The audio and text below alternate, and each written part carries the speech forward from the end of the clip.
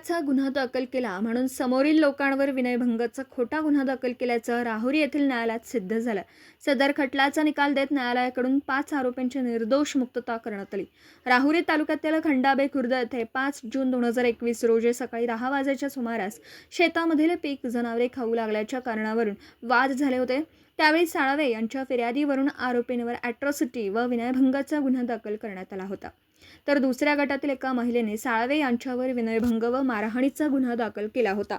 सदर गुन्ह्याच्या तपासादरम्यान सहाय्यक फौजदार CN बऱ्हाटे यांनी घटनास्थळ पंचनामा तयार केला. साक्षीदाराचे जबाब नोंदवले. तपास अंती राहुरी येथील न्यायालयात दोषारोप पत्र दाखल केलं.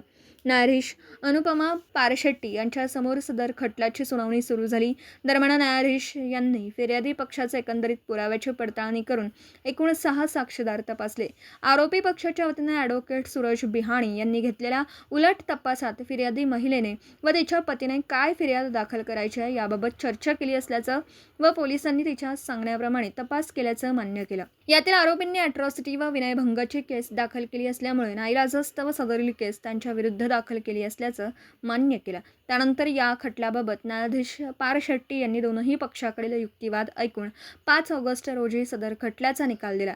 त्यानुसार या खटल्यातील आरोपी अमोल वसंत साळवे, अंतवन योहान साळवे, कुसुम अंतवन साळवे, विमल वसंत साळवे, मनीषा वसंत साळवे व एक अल्पवयीन मुलगा अशा 6 जणांची न्यायालयाकडून निर्दोष मुक्तता करण्यात आली.